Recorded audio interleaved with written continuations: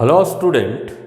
तो इसके previous lecture में हम बताए थे व्हाट इज इंटीग्रेशन और इंटीग्रेशन का कुछ हम बेसिक फार्मूला बताए थे। और इंटीग्रेशन में बोले थे बहुत सारे फार्मूले हैं, लेकिन आपको 3 फार्मूला का ही यूज करेंगे फिजिक्स के लिए। फिजिक्स व्यू से, मैथ व्यू से तो बता नहीं रहे हैं, मैथमेटिकल टूल। आपका 3 फार्मूला में सबसे मेन फार्मूला x का पावर n का n+1 divided by n+1 n not equal to -1। दूसरा बताया है कि sin x का इंटीग्रेशन क्या लीजिएगा -cos x, और cos का इंटीग्रेशन क्या लीजिएगा sin x। ये 3 फार्मूला आपको हमेशा याद रखना है फिजिक्स व्यू से। और चौथा, अगर केवल dx रहेगा तो उसका इंटीग्रेशन x होगा। और 5वां बताएं रूल के लिए कि अगर कोई कांस्टेंट मल्टीप्लाई में रहेगा फंक्शन x के साथ तो उसको उसी फॉर्म में, मल्टीप्लाइड फॉर्म में ही निकाल लीजिएगा। किसको इंटीग्रेट कीजिएगा? फंक्शन x को। उसके बाद एक लास्ट बताया अभी कि अगर अलजेब्रिक फॉर्म रहता u + v ± w ± सो ऐसे रहेगा, तो इसको इंटीग्रेट कीजिएगा u का x के रिस्पेक्ट में, v को x के रिस्पेक्ट में, w को x के रिस्पेक्ट में, एंड सो ऐसे आगे करते जाइएगा। तो इसके प्रीवियस लेक्चर में मैंने ये सब सारी इक्वेशन, सारा पोजीशन, सारा कंसेप्ट को आपको क्लियर किए, बहुत सारा एग्जाम्पल दिए x का पावर n पर। साइन कॉस का भी आवेगा। इस वीडियो में हम बताने जा रहे हैं इंटीग्रेशन 2 टाइप का होता है। इंटीग्रेशन जो लेंगे, इंटीग्रेशन जो होगा, इंटीग्रेशन इसका 2 टाइप है। पहला जो बता रहे थे, जितना भी बताए थे इसके पहले एग्जाम्पल में, वो है इनडिफिनिट। और दूसरा जो होगा वो इंटीग्रेशन है डिफिनिट। सबसे पहले आइए इनडिफिनिट इंटीग्रेशन। तो जैसा कि नाम से ही पता चल रहा होगा, इनडिफिनिट का मतलब कोई निश्चित वैल्यू नहीं आता है। जो भी उदाहरण दिया आपको हम, मतलब इसके पहले वाला लेक्चर में, सब में एक कमी था, c जोड़ना पड़ेगा। c को कहते हैं इंटीग्रेशन। क्यों जोड़ना पड़ेगा? तो पहले तो आप उसका कारण कुछ समझिए क्यों जोड़ना पड़ेगा। मान लो कि हम xn का आपको फॉर्मूला बता दिया n नॉट इक्वल टू -1 में n+1 डिवाइडेड बाई n+1, लेकिन इसमें एक +c करना होगा। c को कहते हैं इंटीग्रेशन कांस्टेंट, या बोल सकते हैं कांस्टेंट ऑफ इंटीग्रेशन, दोनों बोल सकते हैं। तो आते हैं, पहले तो आपको हम ये समझाएंगे कि इनडिफिनिट में c क्यों जोड़ा, और वो जो वैल्यू आया xn, माने जो फार्मूला लिख के वैल्यू हम लिख रहे हैं, वो डिफिनिट क्यों नहीं वैल्यू है, उसका कुछ रीजन होगा। आपको शुरू में ही बोले कि इंटीग्रेशन जो होगा ये क्या है? रिवर्स प्रोसेस है। किसका? डिफरेंशिएशन का। याद रखिए, मतलब डिफरेंशिएशन से जो वैल्यू आएगा उसको उल्टा कर दीजिएगा तो इंटीग्रेशन। मतलब जैसे एग्जाम्पल, डिफरेंशिएशन से चलते हैं। अगर आपको बोला गया कि x² को डिफरेंशिएट कीजिए तो ये वैल्यू कितना आया? 2x। अब इसको उलट दीजिए, 2x को इंटीग्रेट कीजिएगा तो वैल्यू क्या आ जाएगा? x²। माने यही चीज को क्या बोला? Reverse process. x² का डिफरेंशिएशन क्या बोले? क्या आया? मतलब 2x। और 2x को इंटीग्रेट कर दीजिए तो वैल्यू क्या होगा? x²। ये चीज बता रहा है डिफरेंशिएशन का रिवर्स प्रोसेस क्या है, इंटीग्रेशन है। अब आते हैं कुछ हम एग्जाम्पल इस पर दे रहे हैं। क्यों सी जोड़ेंगे जब रिवर्स प्रोसेस है? ये किस टाइप का हम बताने जा रहे हैं आपको, इंडिफिनिट। किताब में या ऐसे भी सब सारा मैंने जनरल टीचर बता देगा कि आप जो वैल्यू निकालें उसमें एक सी जोड़ दीजिए, सी को इंटीग्रेशन कांस्टेंट कहते हैं। उसके पीछे क्या रीजन है, क्या कंसेप्ट है, क्यों सी जोड़ेंगे, उसको हम एग्जाम्पल से क्लियर करने का कोशिश करें। इंडिफिनिट इंटीग्रेशन ले रहे हैं।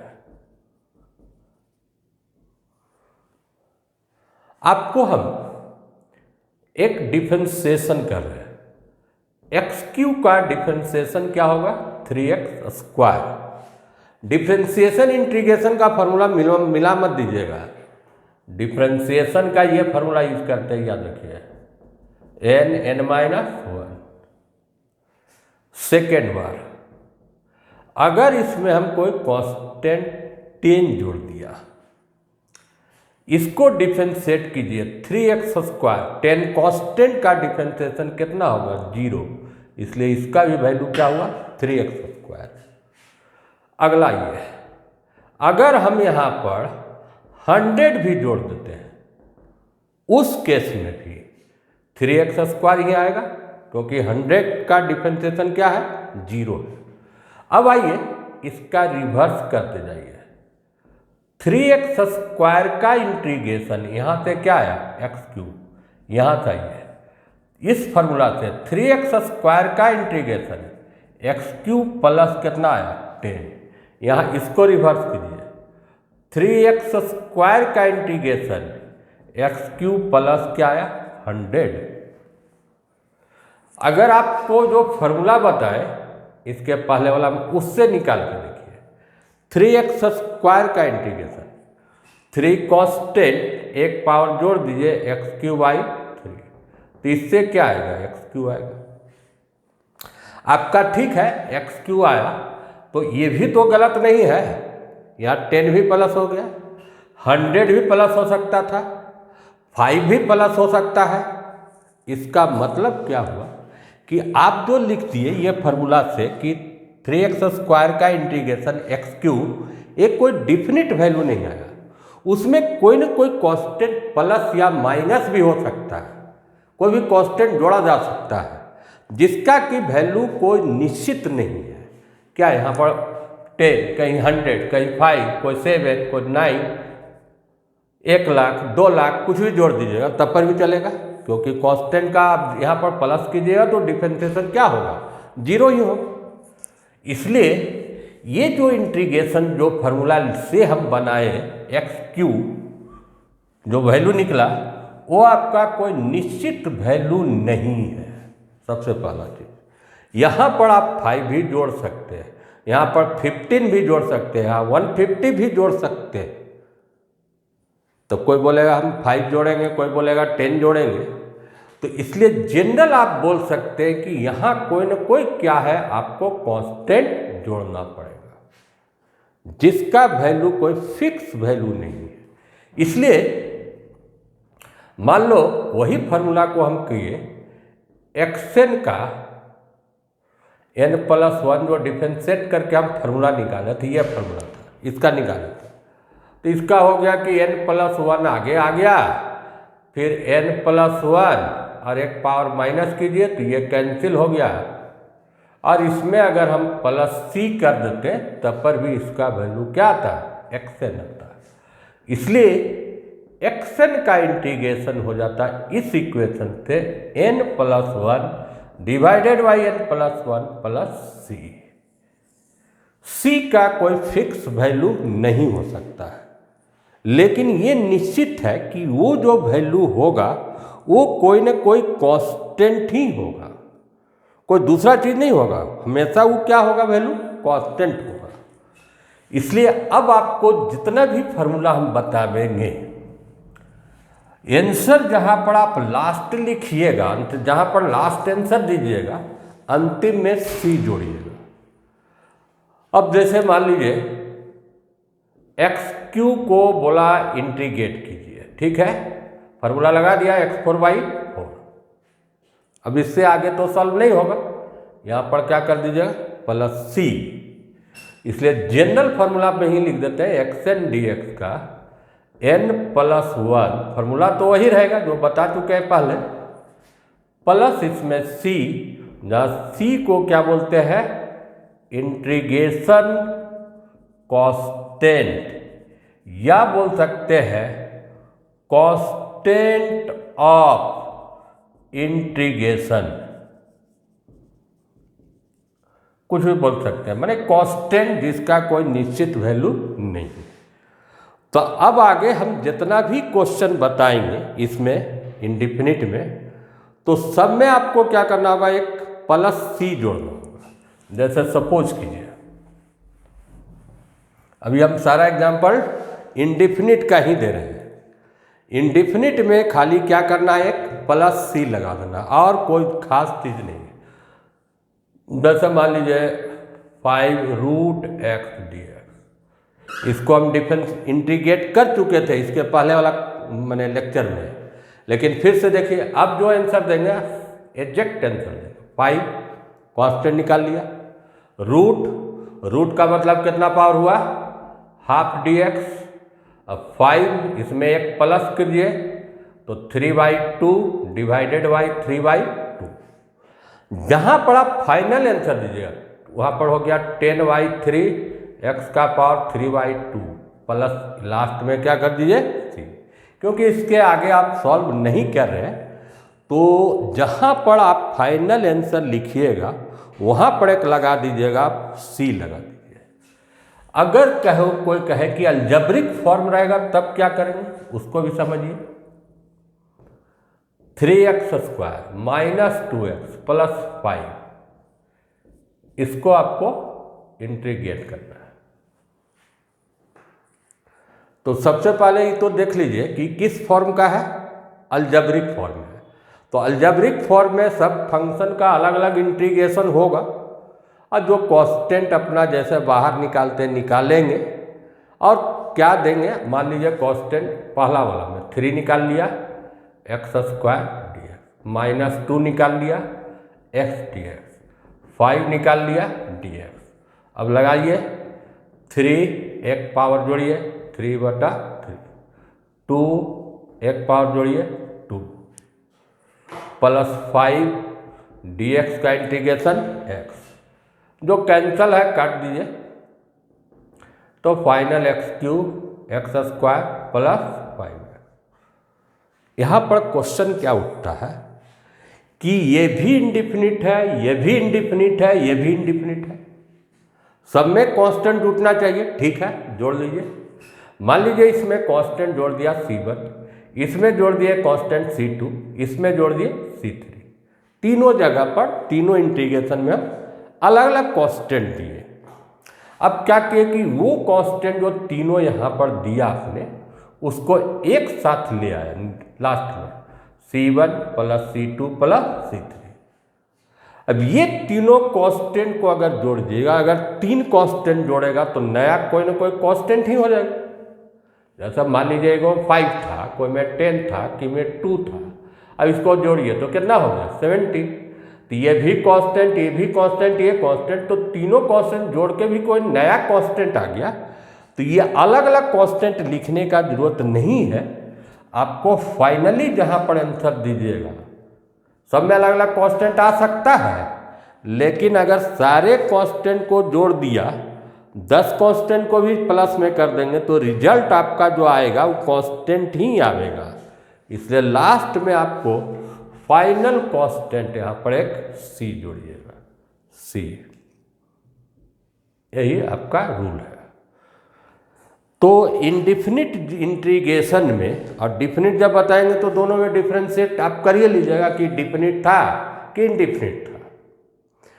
तो डिफिनिट इंटीग्रेशन में केवल एक ही रूल है कि आपका जो फॉर्मूला सारा वही है, केवल अंतिम में एक कांस्टेंट c को आपको उसमें प्लस कर देना है। एक क्वेश्चन और एक क्वेश्चन इंडिफिनिट का ही देखिए,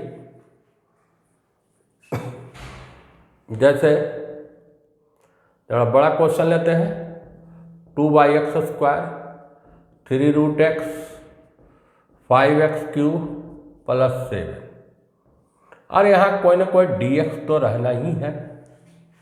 अगर dx नहीं लिखा हुआ है मतलब इंटीग्रेशन कंप्लीट नहीं है।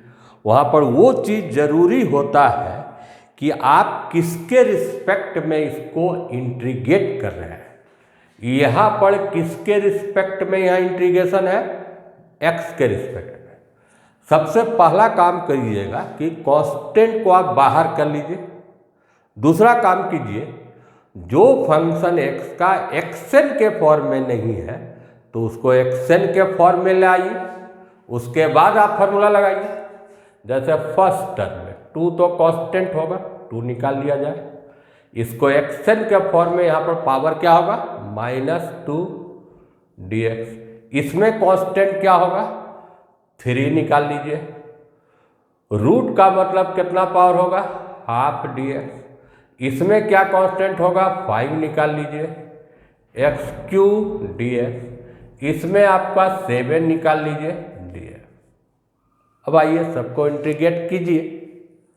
जहाँ जहाँ पर ये जो xn का फॉर्मूला बताया, फिजिक्स में इसी को ही रूल ज़्यादा यूज करेंगे, साइन कॉस कहीं कहीं आता है। यहाँ पर n का वैल्यू क्या आपका है, -2 है, तो एक उसमें तो आप प्लस कीजिए और उतना ही से डिवाइड कर दीजिए।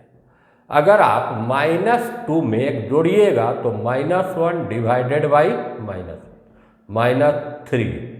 n का वैल्यू यहाँ क्या है, ½ है। अगर ½ में आप 1 जोड़िएगा तो कितना हो जाएगा, 3/2 डिवाइडेड बाई 3/2 + 5। एक जोड़िए तो यहाँ कितना पावर होगा, 4 डिवाइडेड बाई 4 7। केवल dx का इंटीग्रेशन x होगा। इसको और सिंप्लीफाई कर लेते हैं। ये देखिए माइनस यहाँ कर लीजिए तो -2 डिवाइडेड बाई x, -2/x। 2 पर जाएगा, 2 पर जाएगा तो यहाँ पर कितना हो जाएगा, 3 तो ऐसे ही कट रहा है, और 2 पर केवल कर लीजिए। 2x का पावर 3/2 भी लिख सकते हैं, या इसको आप लिख सकते हैं x√x कर सकते हैं। अब इसको 5/4, x का पावर 4 प्लस कितना हुआ, 7x। अब इससे आगे हम नहीं बढ़ रहे, ये हम फाइनल आंसर लिखने जा रहे हैं। फाइनल आंसर लिखने जा रहे हैं तो इस कारण से अब यहीं पड़ेगा, क्या लगा लीजिए, c ना। t क्या होगा, इंटीग्रेशन कांस्टेंट होगा। समझ में आ गया। फॉर्मूला सारा वही रह गया जो इसके पहले वाला बताया, केवल इसमें एक तुमको अब क्या कर देना है, प्लस कर देना है। साइन कॉस में भी एक आध क्वेश्चन देख लीजिए। केवल अलजेब्रिक फॉर्म ही हम बता रहे हैं, मल्टीप्लाई डिवाइड फिजिक्स में काम नहीं पड़ेगा, एक चीज जान लीजिएगा। तो जैसे आपका रहता 5x² - 2 sin x + 3/x + 7 dx। इसको आपको इंटीग्रेट करना रहता है। जहां जहां आपको कांस्टेंट नजर आ रहा तो अब पहले तो इंटीग्रेशन के बाहर मल्टीप्लाई में आएगा। यहाँ 2 आ गया, sin x dx, यहाँ 3 आ गया। लेकिन इसमें याद रखिएगा, ये क्या बोले थे, xn वाला इसमें फॉर्मूला को अप्लाई नहीं करना है। n नॉट इक्वल टू -1 उसमें नहीं लगेगा, इसको इसी फॉर्म में रखिएगा। +7 निकाल के यहाँ पर क्या कर दीजिए, dx। क्योंकि 1/x का इंटीग्रेशन डायरेक्ट आपको लिखना है, कितना होगा, log x होगा। इस केस में आपको अप्लाई नहीं करना है। तो 5 यहाँ पर x³ 3।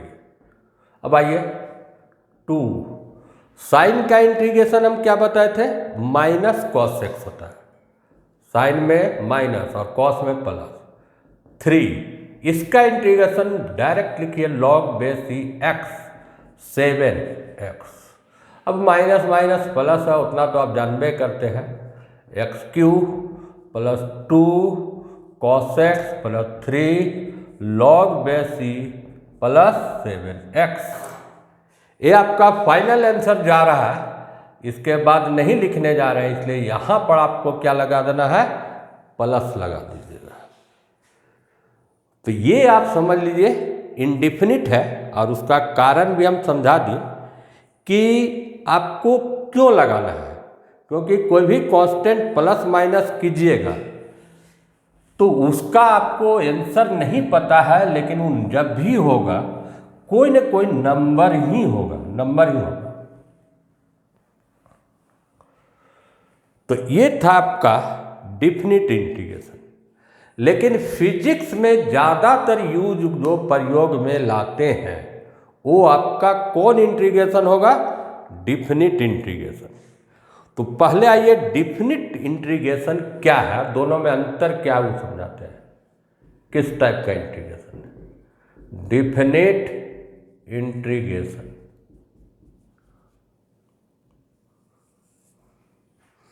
जैसा कि नाम से ही पता चल रहा है कि इसमें जो इंटीग्रेट करके वैल्यू आएगा, कोई भी फंक्शन का एक निश्चित वैल्यू देगा, अनसर्टेन नहीं देगा। उसमें अनसर्टेन था, c+10, 5, 10, 100 कोई भी आ सकता था, लेकिन इसमें सबसे पहले तो अलग करना, जैसे इंटीग्रेशन ऑफ फंक्शन x, और यहाँ पर कोई न कोई लिमिट रहेगा, जैसे ये, और यहाँ देते हैं ये आपका हुआ लोअर लिमिट, इसको बोलेंगे, और b को क्या बोलेंगे, अपर लिमिट बोलेंगे,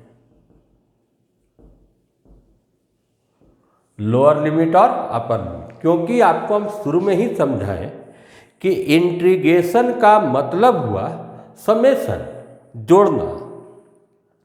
तो जोड़ने में x का वैल्यू स्टार्ट कर रहा है a से और कहाँ जा रहा है, b में। जैसे आप लिखते होंगे सिग्मा वाला टर्म में, x ऐसे कर दिया, या मान लो mx लिखते, n² कर दिया, यहाँ पर i भर दिया और इंडेक्स डाला i 1 से लेके n तक। ये भी चीज़ क्या है, समेशन है।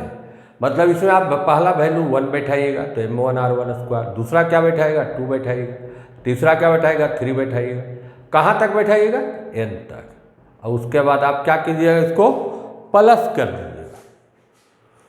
तो ये जो नीचे रहता है, जिसे इसमें होता है इंडेक्स पढ़ते हैं कि लोअर वैल्यू 1 और हाइयर वैल्यू कितना n, यहाँ पर इसको लिमिट पढ़ते हैं कि x का जो लोअर वैल्यू a और अपर वैल्यू क्या है b। अब इसको पहले फार्मूला तो ही रहेगा, सपोज करो इसका इंटीग्रेशन f' dx है, यहाँ पर एक ब्रैकेट बड़ा वाला डाल लीजिए और लिमिट कोई लेफ्ट राइट साइड में लीजिए, ये लिमिट इधर चल गया। अब x हटाइए, x के जगह पर पहले कौन लिमिट, अपर लिमिट, फिर x के जगह पर क्या बैठाइए, लोअर लिमिट, बीच में साइन क्या कर दीजिए, माइनस। कहने का मतलब हुआ f' x हटा के b माइनस f' x हटा के e। इसमें कोई c प्लस करने का जरूरत नहीं पड़ेगा, क्योंकि ये जो वैल्यू आ रहा है ये आपका एकदम निश्चित वैल्यू आ रहा है, मैंने डिफिनिट वैल्यू आ रहा है।